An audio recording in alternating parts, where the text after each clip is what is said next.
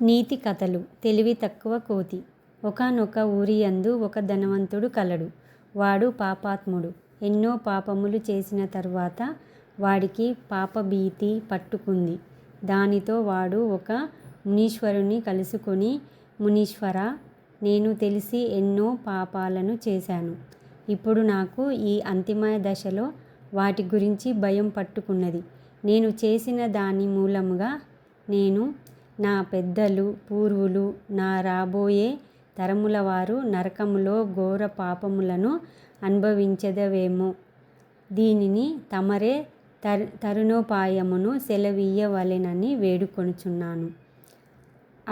అతడి ప్రార్థన విన్న మునీశ్వరుడు అతడి పట్ల జాలితో, నాయనా, అన్ని పాపములను ఆ సర్వేశ్వరుడే రూపుమాపుతాడు కనుక నీవు ఈ ఊరిలో ఒక ఆలయాన్ని నిర్మించి అందులో అనునిత్యం పేదలకు అన్నదానం చేయించు.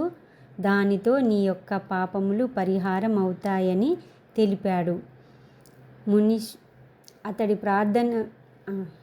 మునీశ్వరుని సలహా నచ్చిన అతడు ఆయనను నమస్కారము చేసి తన ఇంటికి చేరుకుని వెంటనే దేవాలయ నిర్మాణానికి ఏర్పాట్లు చేయసాగాడు.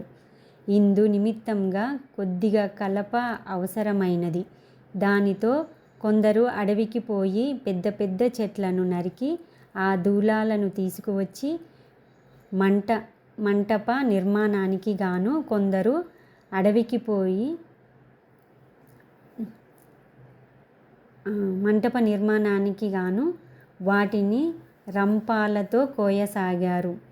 దానితో ఆ ప్రాంతమంతా ఎంతో సందడిగా ఉండసాగింది. ఈ తంతును అక్కడికి దగ్గరలోనే మరో గుడి వద్ద ఉంటున్న కోతుల మందలోని ఒక కోతి చూచినది. దానికి ఈ సందడంతా ఎంతో ఆనందంగా ఉంది. అప్పుడప్పుడు అది పని జరుగుతున్న చోటుకు వచ్చి పోతూ ఉండేది. మిగిలిన కోతులు మనసులతో మనకు పనేమిటంటూ దానిని హెచ్చరించాయి. అయినా అది వినలేదు. ఒకనాటి మధ్యాహ్నం వేళ పనివారందరూ ఎక్కడ దూలాలను అక్కడే వదిలి భోజనానికి వెళ్ళారు. వారు లేకపోవడం చూసిన కోతి అక్కడికి వచ్చింది. అక్కడ దానికి దూలాల మధ్యలో ఇనుప మేకులు కనిపించాయి. వాటిని దూలాల సగం వరకు కోసిన తర్వాత అవి మళ్ళీ అతుక్కుపోకుండా ఉండడానికి గాను పెడతారు. ఈ సంగతి తెలియని కోతి ఇలాంటి ఒక దూలం మధ్యలోకి దూరి ఎంతో ఆత్రంగా ఆ మేకును తీయడానికి ప్రయత్నించింది.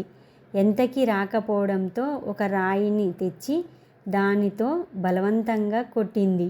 ఆ రాయి దెబ్బకు ఆ మేకు క్రిందకు జారిపోవడం, దూలం దగ్గరగా చేరడం, మధ్యలో ఉన్న కోతి ఊపిరాడక గిలగిల తన్నుకొని మరణించడం జరిగింది.